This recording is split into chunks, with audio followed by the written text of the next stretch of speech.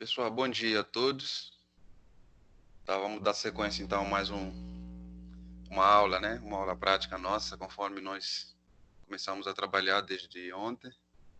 E hoje vamos dar sequência então para que fechemos então mais esse semestre em grande. Então, olha só, hoje nós vamos ter duas experiências especificamente, mas na primeira experiência nós vamos ter dois cenários diferentes. Tá? Primeiro vamos analisar o que nós vimos lá nas aulas, que é o lançamento de um corpo, nós vimos queda livre. Nós vimos que na queda livre, a condição inicial para que um corpo esteja em queda livre é que a velocidade inicial é igual a zero. E quando a gente trata de lançamento, como eu vou estar lançando esse corpo, então a velocidade dele inicial já não é nula. Por quê? Porque eu vou lançando esse corpo, então eu vou ter uma certa velocidade inicial.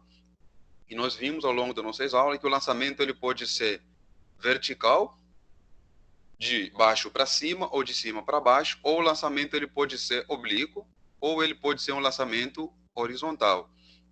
Especificamente nessa nossa aula, né, na primeira experiência, nós vamos tratar do lançamento horizontal. Ou seja, o lançamento horizontal, para que ocorra um lançamento horizontal, é necessário que esse lançamento seja feito a uma determinada altura. Tá? Ele não pode ser feito, né, simplesmente na horizontal, sem que não haja nenhuma diferença de altura em relação ao referencial. Então, a condição é que exista um referencial, né, em relação ao ponto de lançamento, tem que haver uma determinada altura. E isso você já consegue perceber algo que nós comentamos ontem. Se eu tenho uma determinada altura, eu tenho uma energia potencial gravitacional envolvida. E depois que eu faço o lançamento, se ele vai ter uma certa velocidade inicial, então também tenho a energia cinética do movimento. Então nós vamos tratar o lançamento horizontal, tá? No lançamento horizontal, além de ele ser feito, né, o próprio nome já diz, a uma determinada altura de forma horizontal, né, ele vai descrever uma trajetória e ao longo dessa trajetória o que nos interessa são dois pontos. Qual é que é a velocidade de lançamento, em que altura o corpo se encontrava no momento de lançamento, né? E qual que é o alcance? Você lançou algo, qual que é a distância que ele percorreu desde o ponto de lançamento até o momento que ele atingiu o solo. Então a gente analisa esses comportamentos, né? E nós vamos ver isso com a experiência, né? Ao longo da nossa aula de hoje, para que nós então possamos evidenciar esses fatores, tá? E esse alcance ele é feito na horizontal, então, ou seja, é a distância que ele percorre em x. E uma coisa importante que vale a pena destacar, que nós comentamos isso nas aulas, quando eu faço um lançamento, eu tenho um movimento na vertical e tenho um movimento na horizontal. O movimento na vertical ele é um movimento retilíneo uniformemente variado. E o movimento na horizontal ele é um movimento retilíneo uniforme. Então, ou seja, por isso é que em muitos livros vocês encontram, né, como definição, não simplesmente lançamento, mas vem escrito, né, como reconhecendo o movimento em duas dimensões. Por quê? Porque eu tenho um movimento na vertical e eu vou ter um movimento na horizontal. Tá? Agora, no lançamento horizontal, o ângulo inicial de lançamento é um ângulo de 0 grau, né? Ou seja, ele está lá a uma certa altura, eu vou lançar ele horizontal. Então, como o plano meu é horizontal e o lançamento é horizontal, eu tenho duas linhas paralelas, né? Podem ter a mesma direção e sentidos opostos, isso não influencia, porque o ângulo continua sendo zero no momento de lançamento, a partir do meu referencial. E também, ao longo dessa primeira experiência, além da gente tratar do lançamento horizontal, vamos tratar também dentro dessa experiência que nós vimos nas aulas anteriores, que é a colisão, ou seja, né, quando os corpos se colidem. E nós vimos isso na aula de quantidade de movimento. Nós trabalhamos sobre impulso nessa aula e quantidade de movimento. Nós vimos que tanto o impulso como a quantidade de movimento, eles são grandezas físicas vetoriais, né? Professor, o que isso significa grandeza física vetorial? Eu preciso levar em conta a direção,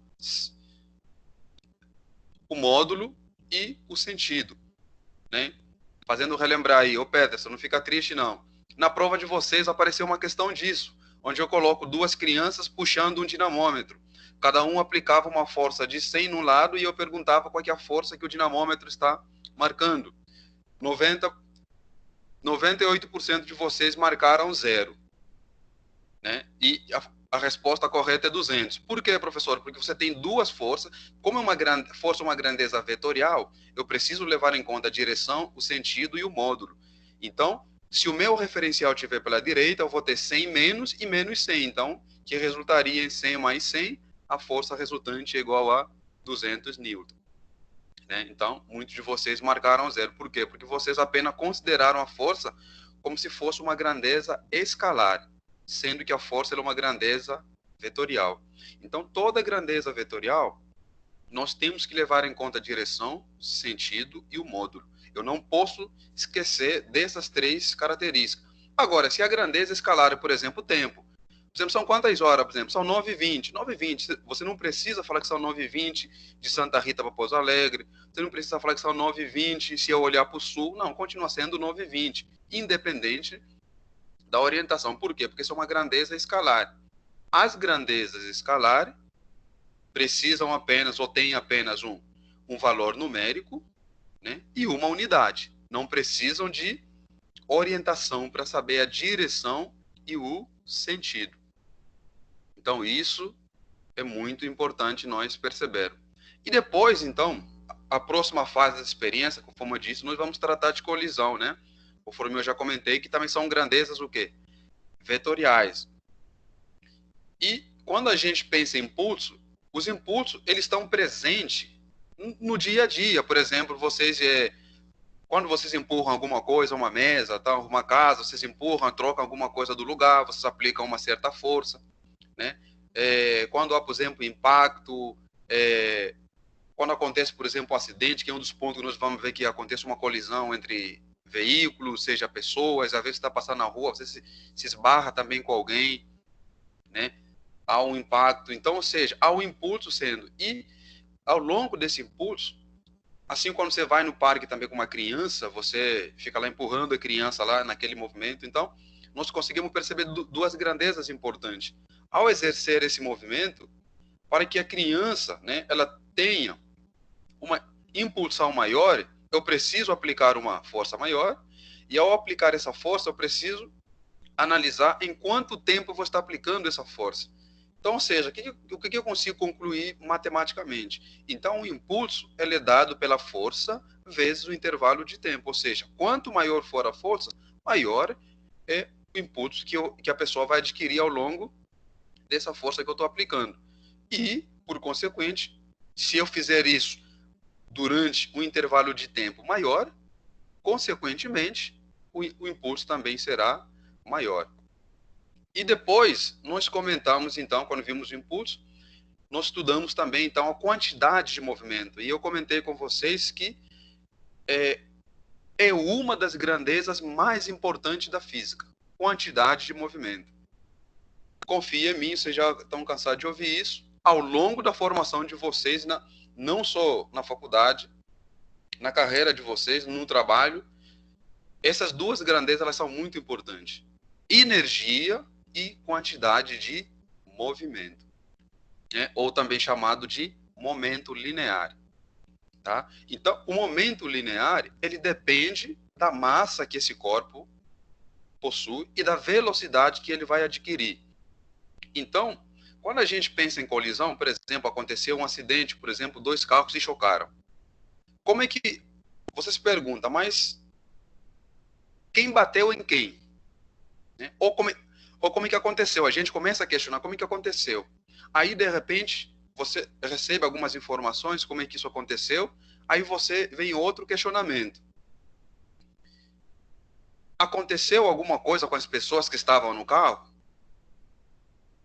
Você pode receber a resposta, sim, aconteceu tão bem, ou a situação foi pior. Observem que você começa a ter vários questionamentos, mas como é que eu vou saber que a situação foi pior?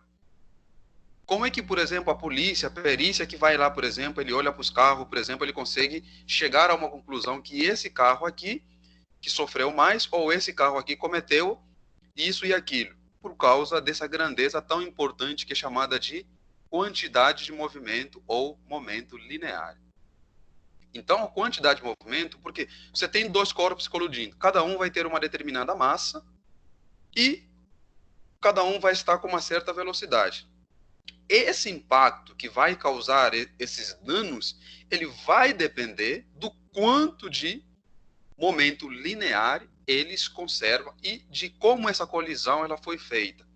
Essa colisão foi feita de forma a conservar a energia ou essa colisão ocorreu de forma que a energia que eles tinham antes é maior que a energia que eles têm depois da colisão. Ou a energia que eles tinham antes é muito maior, né, que a energia que eles adquiriram após essa colisão.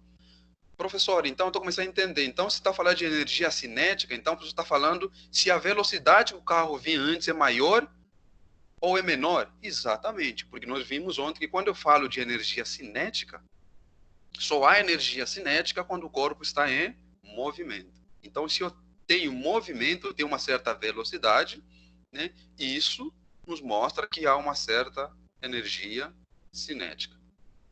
Tá? Então, tudo isso nós vamos ver agora na experiência, fazendo, né, experiência com o professor Henrique, analisando esses comportamentos aí das colisões. E colisões, gente, a gente se depara com diversos fenômenos físicos, onde a gente vê colisão em casa, às vezes explosão de alguma coisa, nas empresas, queima de fogo, entre outras grandezas. Por exemplo, quando se solta, por exemplo, um foguete, há uma certa explosão no lançamento, por exemplo, de satélite, entre outros parâmetros, no dia a dia a gente vê isso. Você anda na rua, você se esbarra com alguém, às vezes você pede desculpa, né? E às vezes quando você se esbarra com alguém, às vezes você não sente impacto, mas às vezes a outra pessoa sentiu mais do que você. Por que que isso ocorre? Por causa dessa grandeza tão importante que é a quantidade de movimento, ou seja, o quanto de velocidade você imprimiu, né, para influenciar, né, na massa, né, desse corpo. Tá? Então, e a colisão, ela pode ser feita, né, ou ela pode ocorrer de três maneiras. A primeira é chamada colisão elástica. O que é a colisão elástica? A colisão elástica é aquela colisão em que há conservação de energia cinética. Como assim, professor? Ou seja, antes da colisão, o corpo estava vindo com uma certa velocidade. Após a colisão, a energia cinética ela continua sendo a mesma. Professor, dá um exemplo na prática. Imagina, por exemplo, tem dois carros colidindo.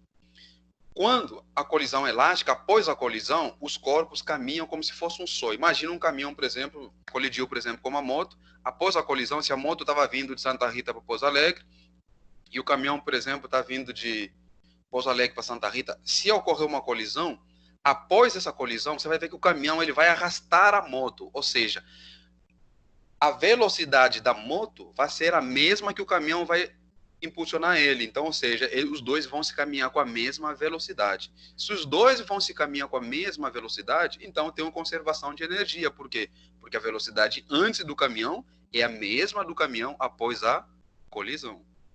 Então, esse tipo de colisão é chamado de colisão elástica, onde a energia cinética antes é igual à energia cinética depois. E existe também a colisão inelástica. Professor, o que é a colisão inelástica? A colisão inelástica é aquela colisão em que a energia cinética antes é diferente da energia cinética depois. Ou seja, é aquele impacto que ocorre quando há uma colisão, um corpo vai para um lado, o outro vai para o outro lado. Então, cada um vai para um lado com uma certa velocidade. Se cada um vai com uma certa velocidade após a colisão, significa que a energia cinética de cada um vai ser diferente. Então, a energia cinética antes, ela vai ser maior que a energia cinética depois. E existe também a colisão chamada totalmente inelástica. Né? Existem livros que chamam parcialmente elástica e parcialmente inelástica. Tá? Então, quando eu tenho uma colisão totalmente inelástica, ou seja, aí se a gente olhar na nossa vida, no dia a dia, ou seja, o dano é muito maior. Ou seja, o corpo, antes da colisão, estava com uma velocidade muito maior do que depois da colisão. Então, ou seja, o impacto foi tão grande que não permitiu que nem os outros corpos, após a colisão, se movimentem com maior velocidade, porque o impacto foi tão grande e o dano causado também é tão grande. Tá? Então, são essas ou os três tipos, ou as três formas da gente, né, analisar o comportamento da colisão. Agora, é importante destacar que nos três tipos de colisão que a gente acabou de apresentar aqui para vocês, todas elas existe conservação de momento linear. A quantidade de momento antes é igual à quantidade de momento depois. Independente se a colisão é elástica, ou a colisão é inelástica, ou a colisão é totalmente inelástica. Sempre a conservação da quantidade de movimento. Ou seja, professor, como assim que vai haver quantidade de movimento? Por quê? Porque a massa do corpo, ela não muda. Então, se a quantidade de movimento é massa vezes a velocidade, antes, após a colisão, continua sendo massa daquele mesmo corpo vezes a velocidade. Então, a quantidade de movimento, ela é conservada, né? E nós vimos também, ontem eu comentei isso com vocês, que, lembrando que na colisão, eu estou analisando o comportamento da energia cinética. Não estou analisando a energia mecânica. Professor, então se a energia cinética antes é maior que a energia cinética depois, não há conservação de energia mecânica? Há apenas a energia cinética antes, na colisão inelástica, ela vai ser maior que a energia cinética depois. Mas a energia mecânica do sistema, ela é conservada. Por quê?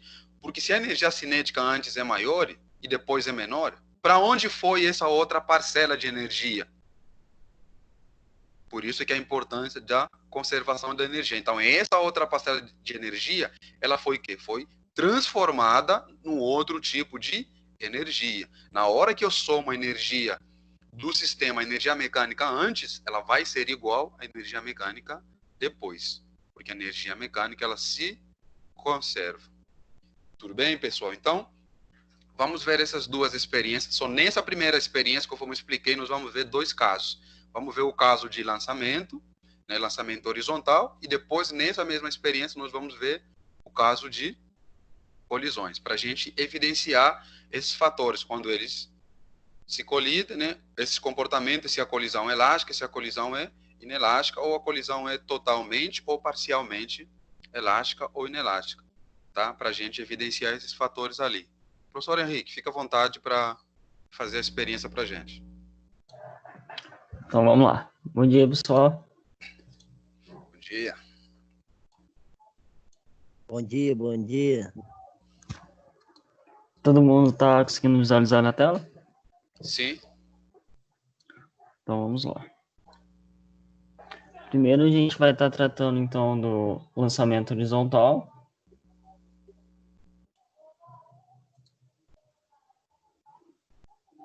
Ah, esqueci de colocar o EPI.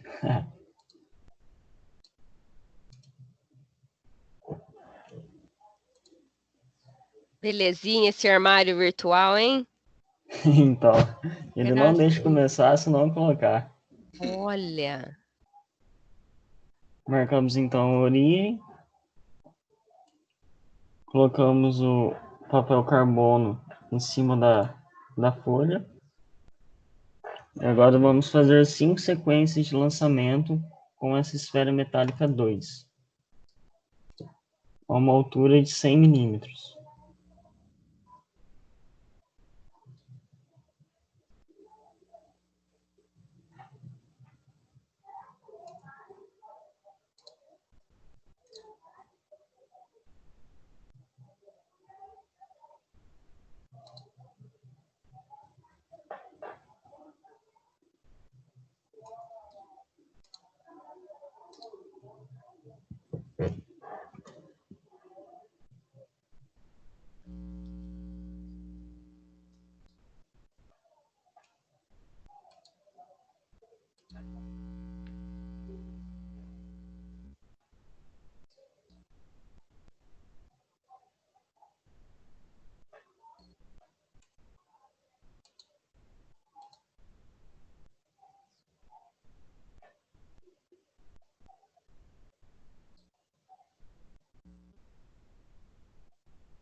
Agora retiramos então o papel carbono.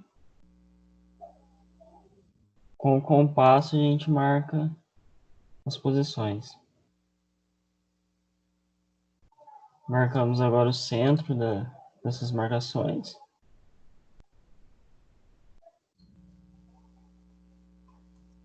Então fazemos então a medida.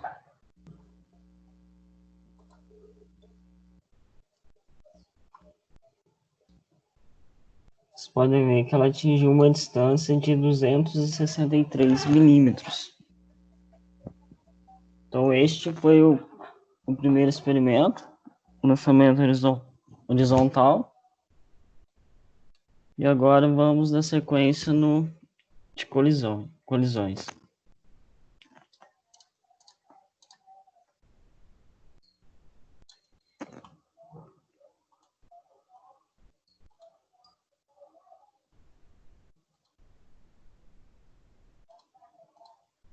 Vou colocar o EPI de novo, né?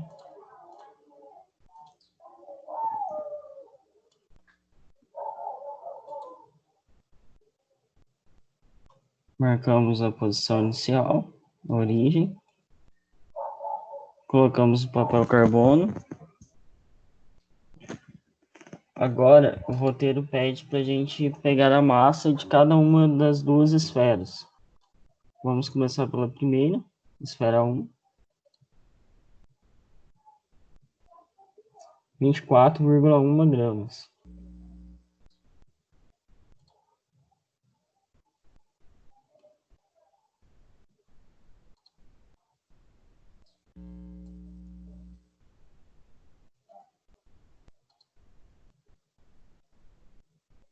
E a segunda, 24,3.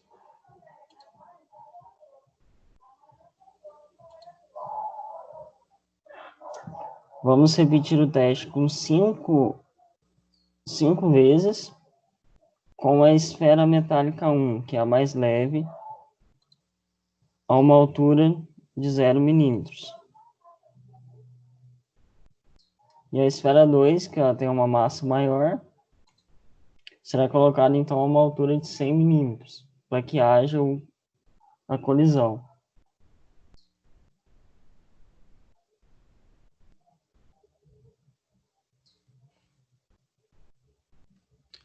Pessoal, olha só, o que vocês observaram após a colisão? Os corpos permaneceram juntos ou cada um foi para um lado?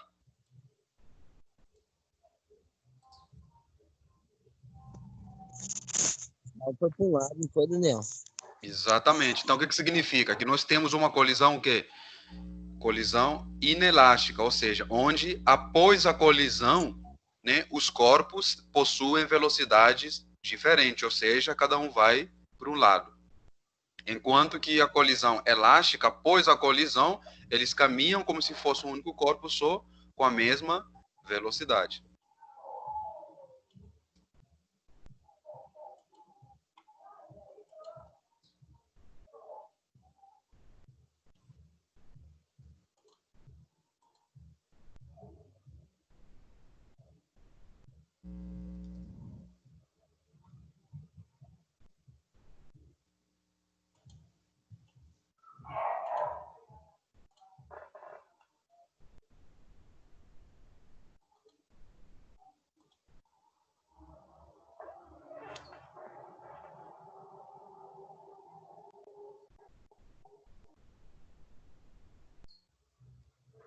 Retiramos agora o papel carbono e fazemos então as marcações.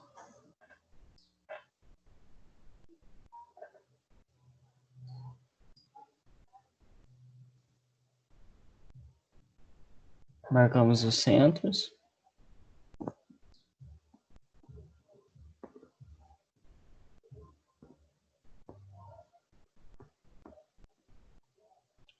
Conferimos as medidas.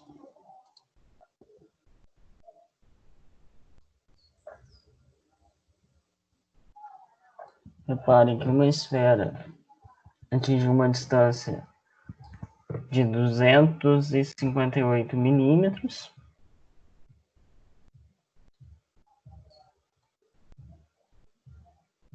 E a segunda esfera... Perdão, pessoal.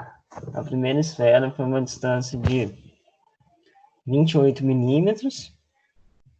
A segunda esfera foi uma distância de 245 milímetros. Então, este foi o segundo experimento, que é sobre colisões.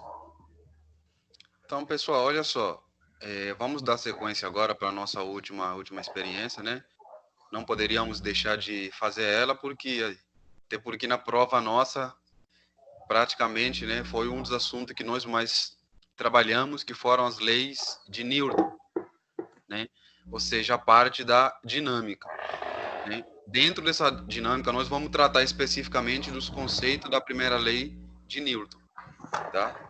Nós vimos que, quando nós fizemos a introdução lá na nossa primeira aula de cinemática, nós vimos que a cinemática é o ramo da física que estuda o movimento dos corpos sem se preocupar com as causas que originam esses movimentos. E quando nós começamos a estudar a dinâmica, nós vimos que a dinâmica é a parte da física que estuda o movimento dos corpos e as causas que originam esses movimentos. E nós, então, começamos a falar sobre as leis de Newton, né? Nós fizemos uma breve introdução sobre os conceitos das leis de Newton, né? Então, nós vimos a primeira lei de Newton, que vai ser o foco da nossa experiência, que é chamada lei da inércia. Ou seja, se uma força resultante atua, né, sobre um corpo, se a força resultante que atua sobre um corpo é nula, isso significa que o corpo ele permanece em repouso ou em movimento retilíneo uniforme por inércia. Ou seja, todo o corpo ele tende a permanecer em repouso ou em movimento retilíneo uniforme, a menos que nele atue uma força que obriga esse corpo a mudar o seu estado natural. Então, só tem que tomar cuidado, vou reforçar de novo, já falei isso na aula, essa palavra, quando a gente fala que o corpo ele pode estar em repouso ou em movimento, porém, professor, ele pode estar em qualquer movimento? Não. Ele está em repouso, ou ele está em movimento retilíneo uniforme.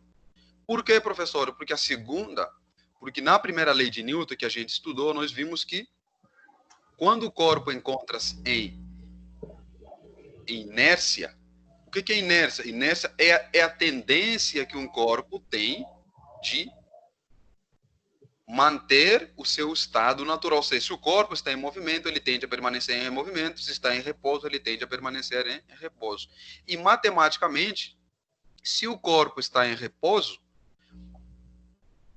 o somatório de todas as forças, ou a força resultante, ela é igual a zero.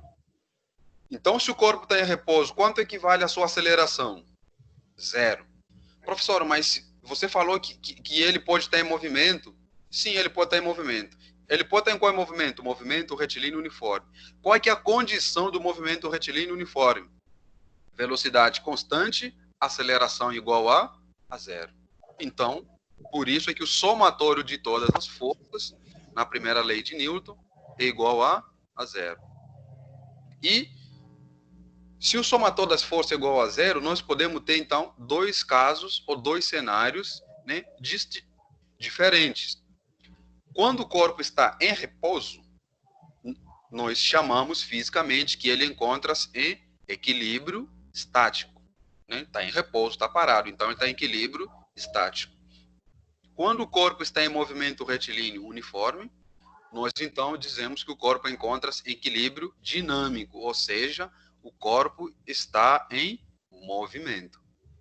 Tá? Então, tomem cuidado para a gente não concluir que simplesmente que o fato do corpo estar, por exemplo, em inércia, significa que ele não vai estar em movimento. E, lembrando disso, teve uma questão que eu coloquei na prova de vocês fizeram, também vocês vão lembrar do que eu vou falar, onde eu pedia que o Hospital de Pouso Alegre, ele precisava desenvolver criou uma situação, suponhando que vocês foram contratados para trabalhar, por exemplo, nesse momento de pandemia, para ajudarem a desenvolver respiradores, né? Porém, a condição que eu coloquei para vocês é que esses respiradores, eles não fossem estáticos, eles fossem respiradores móveis, ou seja, para que pudessem circular lá na sala onde eles ficam, porque se fica assustado, imagina que você precisa levar alguém numa sala e tem que levar todo aquele equipamento. Agora, quando ele é móvel, é muito mais dinâmico de ser manejado. E eu perguntava para vocês nessa prova, né, dada todas as informações, eu dei a massa, né, de um dos corpos que ia ser montado era 50 e do outro corpo acho que era 1000, se não me engano, né, e eu perguntava se o sistema entrava em movimento, né, e muitos de vocês responderam que não. Por quê? Porque você estava analisando a primeira lei de Newton. E nós lembramos, nós vimos a segunda lei de Newton aqui, a força resultante que atua no sistema é igual a massa vezes a aceleração. Ou seja, era uma questão que vocês deveriam ter analisado de forma simples e responderiam apenas que o sistema entrava em movimento, porque existia uma força-peso, né, que estava atuando então sobre esses corpos, tá? Então, o que é inércia? Inércia é a tendência dos corpos em conservar a sua velocidade vetorial. Por que eu falo velocidade vetorial? Porque velocidade é uma grandeza vetorial. Ou seja, tem um módulo, tem uma direção e tem um sentido. Então, uma grandeza vetorial. E nós sabemos também que tudo que possui matéria tem inércia.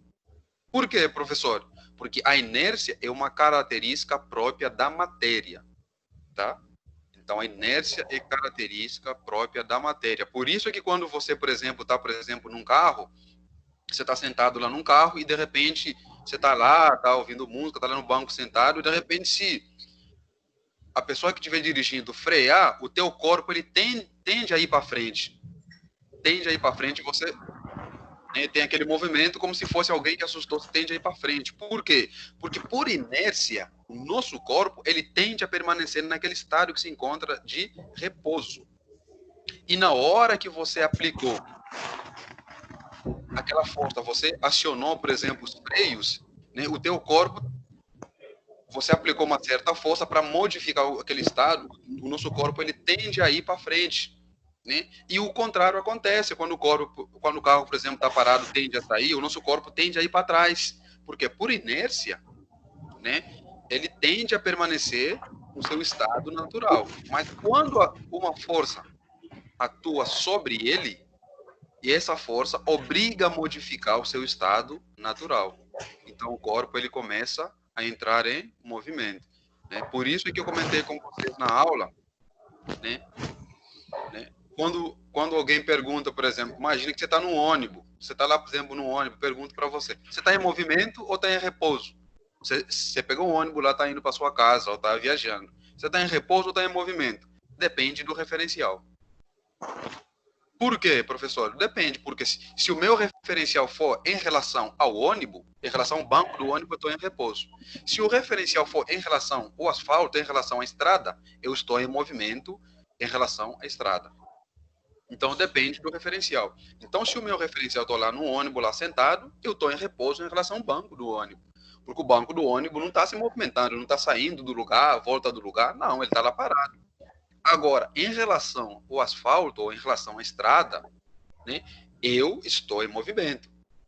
Por quê? Porque o ônibus está se movendo em relação à estrada. Porque não há repouso absoluto em relação à estrada. Nós sabemos disso. Então, isso é que vocês precisam perceber. Então, o equilíbrio estático que vai ser o foco nosso na próxima experiência. Então, olha só, para que as tendências inerciais de um corpo sejam vencidas, ou seja, o corpo está lá em repouso. Né? Se você, por exemplo, criar um ambiente na sua casa, você colocar, por exemplo, né, e eu mostrei isso para vocês, comentei com vocês lá em Queda Livre também, que se eu abandonar, por exemplo, um livro e uma folha sulfite a uma mesma altura, desprezando os efeitos da resistência do ar, os corpos chegam ao mesmo tempo no solo. Assim como se a gente analisa a lei de Newton. Se eu colocar um corpo num estado, se eu não aplicar uma outra força, não aplicar nenhuma outra força sobre esse corpo, ele tende a permanecer nesse estado infinitamente. Infinitamente, porque se nenhuma força atuar sobre ele, ele não vai modificar o seu estado natural. Então, ou seja, para que nós possamos vencer as tendências inerciais, é necessário a intervenção de uma força exterior. Então, tem que haver a intervenção de uma determinada, ou seja, um corpo em repouso, por inércia, tende a permanecer, né? Um corpo, por inércia, se ele está em repouso, ele tende, por inércia, a permanecer no seu estado natural, no caso, em repouso. Ou, se um corpo tiver em movimento, por inércia, ele tende a permanecer também em movimento por inércia, ao menos que uma força exterior atua sobre ele e obriga ele a modificar esse seu estado de, né, de movimento ou seu estado de repouso. Então, vamos ver agora a nossa Ô, última... Daniel. Sim? Ô, Daniel. Fala, Peters. Uma pergunta aqui. Sobre esse negócio do ônibus aí. Isso. Se a gente tiver... por exemplo, nesse exemplo que você deu do ônibus aí, se a gente estiver dirigindo, muda alguma coisa ou não? Muda. Muda, Por quê? Se você está dirigindo, vamos supor que você está andando com uma velocidade constante. Quem dirige vai perceber o que eu vou falar agora. Vamos supor que você pegou a Fernão Dias, certo? Certo. Se você tiver com uma velocidade acima de 100, primeira mudança que você observa é que o carro fica mais leve. O carro fica leve. Você percebe isso? Que qualquer movimento que você faz no volante, se você fazer um movimento brusco em alta velocidade, o carro tende a sair da pista. Você consegue perceber isso? Sim, sim. Por quê? Porque você está mudando o seu estado natural. Agora, se eu permanecer, por exemplo, com uma velocidade constante, né? Uma velocidade constante, vamos supor, estou lá só 80 km por hora, e de repente vem, por exemplo, um caminhão, por exemplo, buzinando, alguém quer passar. Na hora você tende a reduzir a velocidade. Como é que você faz esse processo para você reduzir? Você aciona os freios, certo? Certo. Aham. Você aciona os freios e na hora que você aciona os freios, o que acontece? Você vê lá, por exemplo, lá no seu relógio, que a sua taxa de velocidade começa a fazer o quê? Diminuindo. Caiu. Começa a diminuir. Então, na hora que essa taxa começa a diminuir, o que acontece? Se a taxa de velocidade está diminuindo, você observa que essa variação, que é essa aceleração, ela também se torna menor. Ela vai diminuindo até um ponto. Por isso que quando você para o carro, Peters, por isso que um dos grandes problemas que muito nós temos para tirar carta é na hora de fazer controle de embreagem. Isso. No morro. Por quê? Porque quando a gente tende a fazer um controle de embreagem, qual que é o objetivo? O objetivo é manter o carro em equilíbrio estático, né? O avaliador, ele quer ver o carro lá parado, sem usar o freio, né? Então, esse movimento estático, então, seria, então, o repouso. Isso mesmo? Exatamente, repouso. Ah, tá. Agora, acontece também que acontece, por exemplo, que você para no semáforo, o carro, ele começa a fazer aquele movimento, né? Parece que vai para frente, vai para trás, concorda? Isso aí, assim. E isso acontece às vezes, você para, por exemplo, no morro, na hora de sair, na hora que você sai, o carro tende a recuar. Você já percebeu isso? Já. Ele tende a recuar e depois você acelera um pouquinho. Ou seja, o que acontece? Ele encontrava-se num estado natural, de inércia. Só que para ele mudar aquele estado, o que você tem que fazer? Você tem que aplicar nele uma força externa para obrigar ele a mudar aquele seu estado natural. Mesma coisa acontece quando o carro está em movimento. Se você quer fazer baliza, o carro ele está andando, né? Ou você quer fazer, por exemplo, controle de embreagem. O carro ele está em movimento. Para você fazer o controle de embreagem, o que você tem que fazer? Você tem que aplicar uma força externa para obrigar ele a fazer aquele controle de embreagem. Porque ele está em movimento. Por isso é que você vê para você fazer controle de embreagem, o carro, né? Claro, isso com prática. Vem em movimento para parar, né? Ele vem em movimento até você parar ele, isso mesmo. Você vem, você perde, ele para e você faz o controle. Então ele está em movimento. Movimento constante. Ah, tá. Aceleração 0. Isso mesmo? Isso aí. Ah, agora eu entendi esse conceito, né? Agora eu tô entendendo. Ele está em movimento e até na hora que você começa a controlar ele, ou seja, você está obrigando ele a parar aquele movimento. Fala, não, eu quero que você fique parado aqui, estou controlando ele usando o acelerador e a embreagem. Aí na hora que você consegue controlar ele, aí ele fica lá tudo quietinho parado, certo? Certinho. Aí tá em repouso. Agora você quer sair. Na hora que você tenta sair, o que você percebe? Na hora que você vai soltando o pé, ele tende a recuar um pouquinho, concorda? Certo. Isso Por mesmo. quê? Porque ele agora quer mudar o seu estado. Então o que você faz? Você aciona o acelerador para obrigar ele a mudar o seu estado natural. Aí você obriga ele a mudar. Agora, se você não fizer nada, se ele estiver parado ali, vai continuar parado. Se tiver movimento, se não fizer nada, vai continuar em movimento constante. E essa aí é a primeira lei de Newton. Isso? Primeira lei de Newton. Tá. Tranquilo? Tranquilo. Então tá ótimo. Então vamos lá, pessoal, para mais uma experiência nossa aí. Professor Henrique, se não tiver mais nenhuma pergunta ali, pode fazer a nossa experiência, porque eu acho que o Peterson já tá feliz já, né, Peterson? Agora me ajudou muito, tá? Agora eu falo a verdade pra você. Agora que tem que dar a prova pra fazer.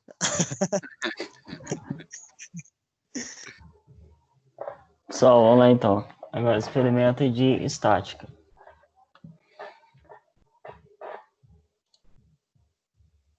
Temos aqui alguns pesos. Vamos utilizar este corpo de prova.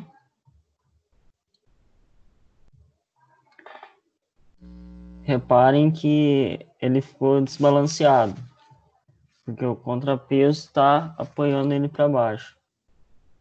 Essas são as medidas em relação do centro do prato até o centro do eixo aqui, e a mesma coisa do contrapeso até o centro do eixo.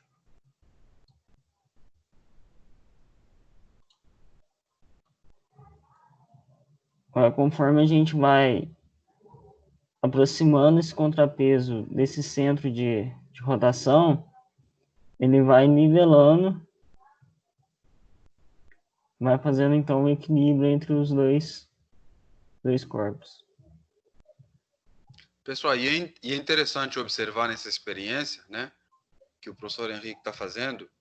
Observe que à medida que ele vai movimentando, ele chega a um ponto, né, vamos imaginar, vamos tentar ilustrar com o exemplo que o Peterson aí, que a gente acabou de falar no Peterson, né, imagina que o carro está lá, tá andando, então o carro está desbalanceado, tá?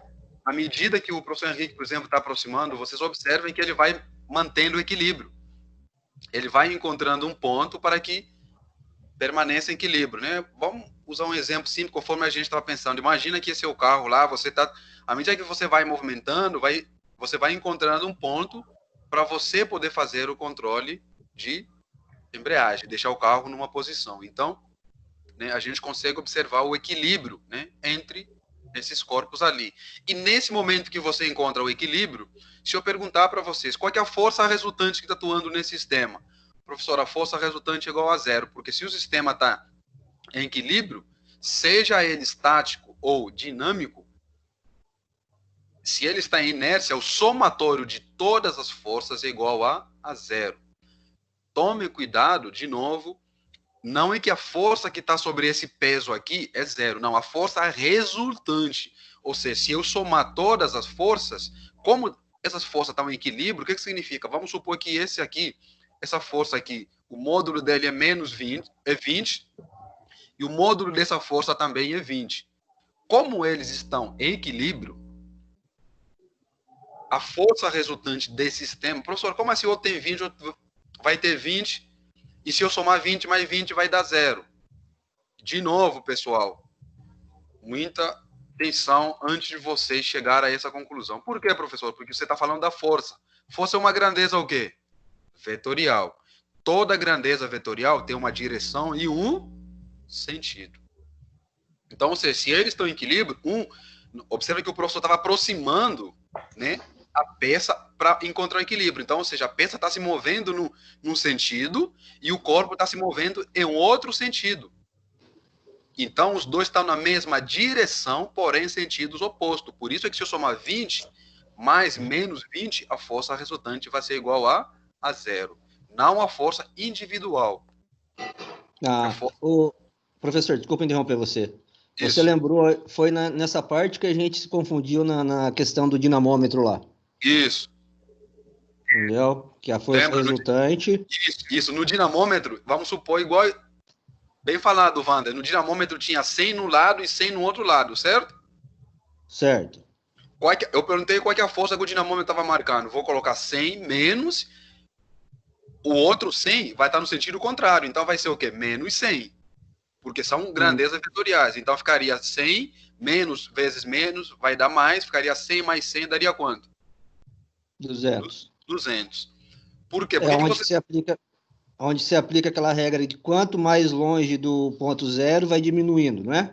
Exatamente. Por que muitos de vocês colocaram zero? Porque vocês apenas olharam a força como se fosse uma grandeza escalar, e fizeram 100 menos 100. Só que não é uma grandeza escalar, é uma grandeza vetorial, em que eu tenho que levar em conta a direção e o sentido. Isso é que faltou na atividade que vocês fizeram,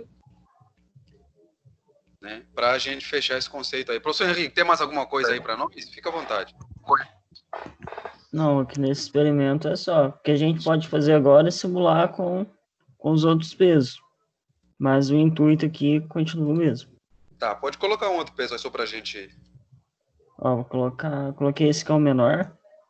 Percebo que aquele ponto que estava em equilíbrio com o peso maior já não se aplica. Então, pessoal, olha só, é importante. O que significa? Por que na hora que ele mudou o peso, deu uma diferença? Por quê? Porque significa que o centro de massa já não é ali para esse corpo. Então, o que o professor agora vai ter que fazer? Ele vai ter que encontrar outro centro de massa para equilibrar o sistema. Porque com esse, do mesmo jeito que está com esse, se ele trocar de corpo, vocês vão observar que o centro de massa já não será o mesmo. Por quê? Porque a massa, lembra que eu falei para vocês que a grandeza, uma das grandezas importantes é a quantidade de movimento. Se a quantidade de movimento se conserva, ou seja, o momento antes igual ao momento linear depois, fala, Peters. Alguém perguntou aí? Não, né? Então, olha só, o centro de massa, né? Na hora que ele está equilibrando, a gente vai observando essa diferença.